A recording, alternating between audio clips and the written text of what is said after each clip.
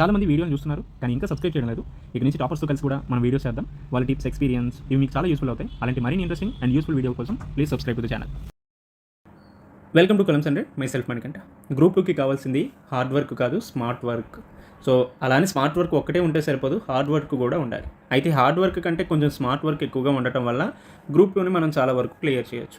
So ఏంటి ఆ smart work అనే అంశాల గురించి మనం ఇక్కడ డిస్కస్ చేద్దాం. So first thing is syllabus. So ఏ ఎగ్జామ్కైనా మనం సిలబస్ అనేది ఖచ్చితంగా చూడాల్సిన అవసరం ఉంది.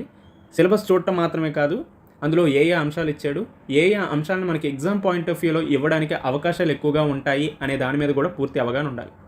చాలామంది ఏం చేస్తారంటే సిలబస్ని చూడకుండా మనకి ఎగ్జామ్లో ఏ సబ్జెక్ట్స్ ఉన్నాయి అనే వాటి మీద ఎక్కువగా కాన్సన్ట్రేట్ చేసి సిలబస్ని పట్టించుకోకుండా మనకి ఏదైతే స్టాండర్డ్ బుక్లో ఉంటాయో ఆ అంశాలన్నిటి గురించి కూడా చదువుకొని వెళ్తారు. సో అల్టిమేట్గా ఏమవుతుంది, కొన్నిసార్లు పేపర్ ఈజీగా ఉందని, కొన్నిసార్లు పేపర్ కష్టంగా ఉందని, కొన్నిసార్లు పేపర్ మోడరేట్గా ఉందనేసి మనం భ్రమలో ఉంటాం.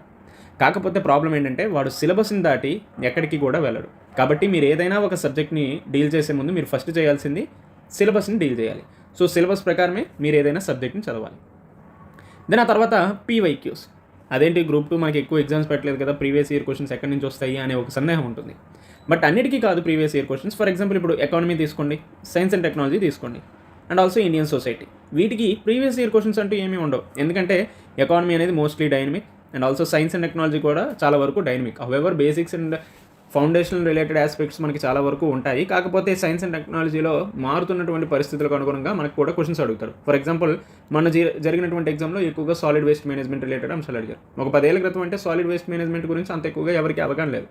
సో దట్ ఈ సైన్స్ అండ్ టెక్నాలజీ, ఎకానమీ, అలానే ఇండియన్ సొసైటీ అనేవి చాలా వరకు కొత్త కాన్సెప్ట్స్ అండ్ ఆల్సో ప్రీవియస్గా అడిగినటువంటి క్వశ్చన్స్ రిపీట్ అవ్వడం చాలా తక్కువగా ఛాన్సెస్ ఉంటాయి.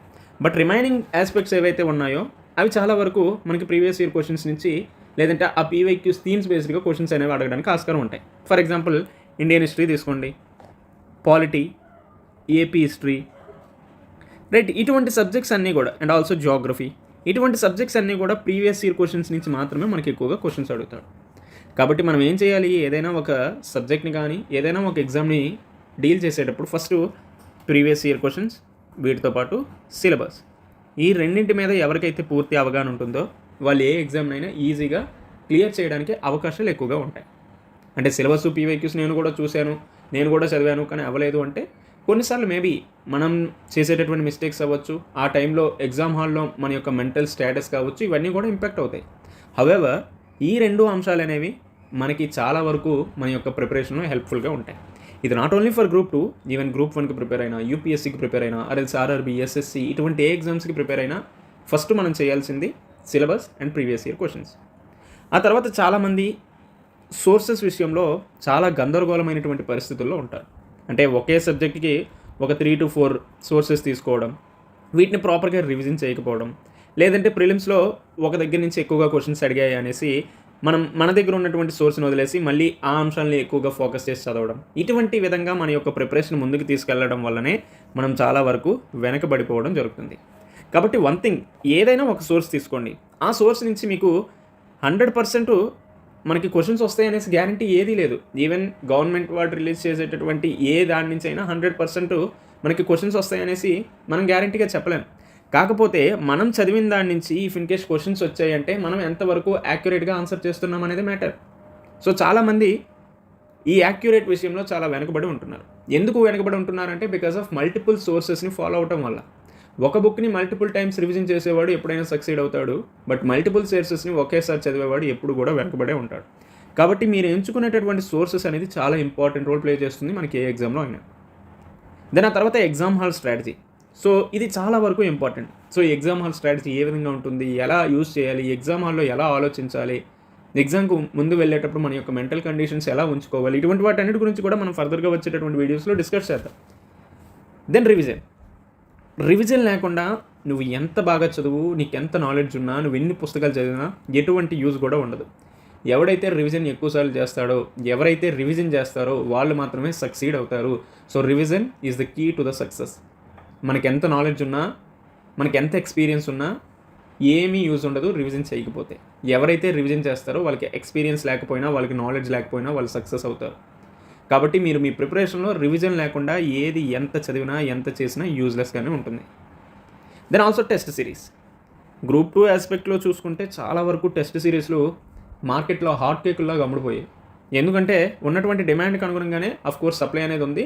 దెన్ చాలామంది టెస్ట్ సిరీస్లు తీసుకున్నారు. ఒక టెస్ట్ సిరీస్ కాదు, ఒక 4-5 ఇన్స్టిట్యూట్లకు సంబంధించినటువంటి టెస్ట్ సిరీస్లు ప్రతిరోజు ప్రతి వీకు చేయడం జరిగింది. But one thing, test series అనేది మ్యాటర్. బట్ టెస్ట్ సిరీస్ కంటే ఇంకా ఇంపార్టెంట్ ఏంటి?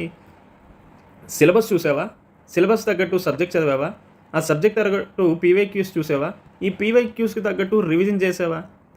ఇవన్నీ చేసిన తర్వాత కదా మనం టెస్ట్ సిరీస్ ఫాలో అవ్వాలి. ఇవేమీ చేయకుండా ఫస్టే టెస్ట్ సిరీస్ చేసి సబ్జెక్ట్ మీద పూర్తి అవగాహన లేకుండా నువ్వు ఎన్ని టెస్ట్ సిరీస్లు చేస్తే ఏం యూజ్ ఉంటుంది? యూజ్ ఉండదు కదా. సో దట్ టెస్ట్ సిరీస్ అనేది చెయ్యాలి.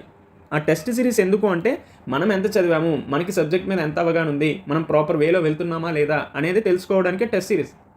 బట్ చాలామంది ఏం చేస్తున్నారు, సబ్జెక్ట్ మీద పూర్తి అవగాహన లేకుండా, సిలబస్ని పూర్తిగా చదవకుండా, రివిజన్స్ చేయకుండా, పీవైక్యూస్ని చూడకుండా టెస్ట్ సిరీస్ని డైరెక్ట్గా చేస్తున్నారు.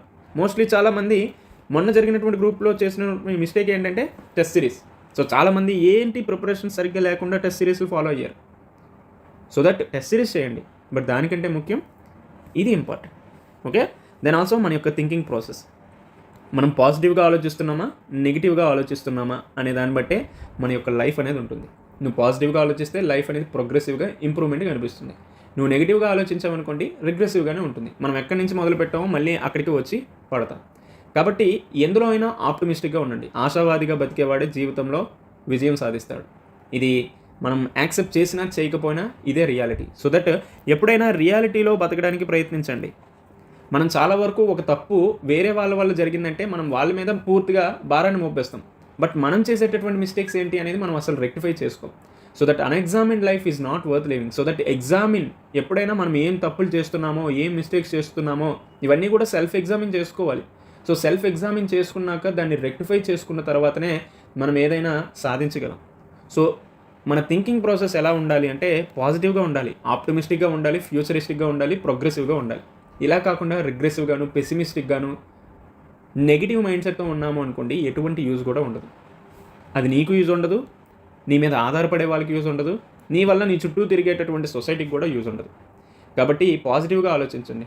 పాజిటివ్ ఆలోచనలే మీ దగ్గర పెట్టుకోవడానికి ప్రయత్నించండి. పాజిటివ్ ఆలోచనలు ఎలా వస్తాయంటే త్రూ మెడిటేషన్, మంచి బుక్స్ చదవడం, మంచి పీర్ గ్రూప్ ఉండడం, మంచి ఎన్విరాన్మెంట్లో ఉండడం, మంచి మంచి ఆలోచనలతో ఉన్న వాళ్ళతో తిరగడం, లేదంటే మంచి మంచి సినిమాలు, పుస్తకాలు ఇటువంటివి చూసినప్పుడే మనకి పాజిటివిటీ అనేది బిల్డ్ అవుతుంది మన లైఫ్లో. అండ్ ఆల్సో మెయిన్ థింగ్ ఏంటంటే కన్సిస్టెన్సీ. చాలామంది చెప్తారు నేను చాలా కన్సిస్టెంట్గా ప్రిపేర్ అవుతాను, హౌఎవర్ నేను క్లియర్ చేయలేకపోతున్నానంటే బికాజ్ మేబీ ఈ మిస్టేక్స్లో మీరు ఏదో ఒకటి చేసి ఉండొచ్చు. అఫ్ కోర్స్ కొన్నిసార్లు మన దగ్గర consistency, stability, hard work, smart work ఉన్నా కూడా కొన్నిసార్లు లక్ ఫ్యాక్టర్ అనేది ఉంటుంది. ఈ లక్ ఫ్యాక్టర్ మనకి ఫేవర్ చేయలేదు అంటే ఖచ్చితంగా మనం క్లియర్ చేయలేకపోతాం. ఇది చాలామంది విషయాల్లో చాలాసార్లు జరిగింది. కానీ అల్టిమేట్గా ఎవరైతే చివరి వరకు ప్రయత్నిస్తారో వాళ్ళు ఖచ్చితంగా ఏదో ఒక దాంట్లో విజయం అయితే సాధిస్తారు. అంటే ఇది గ్రూప్ 2 అనేసి కాదు, మిగతా ఏ అంశాలైనా చివరి వరకు ఎవరైతే ప్రయత్నిస్తారో వాడు మాత్రమే విజయం సాధిస్తాడు. Then also stability. సో ఇక్కడ చాలా వరకు స్టెబిలిటీ అనేది మ్యాటర్. ఫర్ ఎగ్జాంపుల్ మనం ఒకరోజు 15-16 గంటలు చదువుతాం, నెక్స్ట్ రోజుకి వచ్చేసరికి 10 గంటలు చదువుతాం, మంచిదే. ఆ తర్వాత వచ్చి 6 గంటలు చదువుతాం, ఓకే. దెన్ తర్వాత 4 అవర్స్ చదువుతాం, అది కూడా ఓకే. దెన్ తర్వాత 2 అవర్స్ పడతాం, ఆ తర్వాత నుంచి చదవడం మానేస్తాం. ఇంకొక వారం రోజులు రెస్ట్ తీసుకొని మంచిగా ఎంజాయ్ చేస్తాం, చిల్ అవుతాం. దెన్ మళ్ళీ తర్వాత ఇంకో 15 గంటలు మూడొస్తుంది, చదువుతాం. సో దట్ ఈ ఇన్కన్సిస్టెంట్ ప్రిపరేషన్ అనేది ఎవరికీ ఉపయోగం ఉండదు. అల్టిమేట్గా నువ్వెంత నాలెడ్జ్ ఉన్నప్పటికీ కూడా క్లియర్ చేయలేకపోతావు. ఎందుకంటే బికాస్ ఆఫ్ ఈ ఇన్కన్సిస్టెంట్ ప్రిపరేషన్ అనేది నేను ఇలా తయారు చేస్తుంది. And also emotional intelligence. స్థితప్రజ్ఞత ఎవరికైతే ఉంటుందో వాడు మాత్రమే ఈ కాంపిటేటివ్ ఫీల్డ్లో ఉండగలడు. ఎటువంటి ఎమోషన్స్కి లొంగిపోకుండా, ఎటువంటి సోషల్ మీడియాకి ఇన్ఫ్లుయెన్స్ కాకుండా, మ్యానిపులేట్ కాకుండా, అందులో రేషనాలిటీని, లాజిక్ని అండ్ ఆల్సో ఆబ్జెక్టివిటీని వెతికిన వాడు మాత్రమే ఈ కాంపిటేటివ్ ఫీల్డ్లో రాణించగలడు. మేబీ సోషల్ మీడియా అనేది మనల్ని పాజిటివ్గాను అండ్ ఆల్సో నెగిటివ్గాను ఇన్ఫ్లుయెన్స్ చేస్తుంది. కాకపోతే వచ్చినటువంటి న్యూస్లో హేతుబద్ధతను వెతకాలి, తర్కబద్ధత ఉండాలి, వీటితో పాటు ఆబ్జెక్టివిటీ కూడా ఆలోచించాల్సిన అవసరం ఉంది. ఇవేమీ మనం ఆలోచించం. సోషల్ మీడియాలో ఏదైతే వస్తుందో, యూట్యూబ్లో ఎవరు ఏదైతే చెప్తారో అది మనకి ఫేవర్గా ఉందంటే దాన్ని మాత్రమే గుడ్డిగా ఫాలో అవుతాం. అలానే మనం మన యొక్క జీవితాన్ని కూడా ముందుకు తీసుకెళ్తాం. సో చాలామంది ప్రిపరేషన్ ఎందుకు ఇలా తయారీ అయిందంటే బికాజ్ ఆఫ్ ఈ సోషల్ మీడియా కావచ్చు, లేదంటే ఈ యూట్యూబ్ ఛానల్స్ చెప్పేటటువంటి ఒక కన్జర్వేటివ్ అప్రోచ్. సో దట్ ఈ కన్జర్వేటివ్ అప్రోచ్ నుంచి బయటకు వచ్చి కొంచెం కొత్తగా ఆలోచించండి. ఈ emotional intelligence, rationality, consistency, hard work, smart work and also stability అనేది ప్రిపరేషన్లో తీసుకొచ్చినప్పుడు ఖచ్చితంగా మనం గ్రూప్ 2 అనే కాదు, గ్రూప్ 1, యూపీఎస్సీ ఏదైనా క్లియర్ చేయగలం. ఐ హోప్ మీ అందరికీ ఈ వీడియో నచ్చింది అనుకుంటున్నా. ఇఫ్ ఇన్ కేస్ ఏదైనా తప్పులుంటే ఐఎమ్ వెరీ సారీ, బట్ ఇదైతే రియాలిటీ. ఇఫ్ ఇన్ కేస్ మీకు ఏదైనా ప్రిపరేషన్ రిలేటెడ్ డౌట్స్ ఉంటే నా మెయిల్ ఐడికైనా మీరు మెసేజ్ చేయండి. Thank you.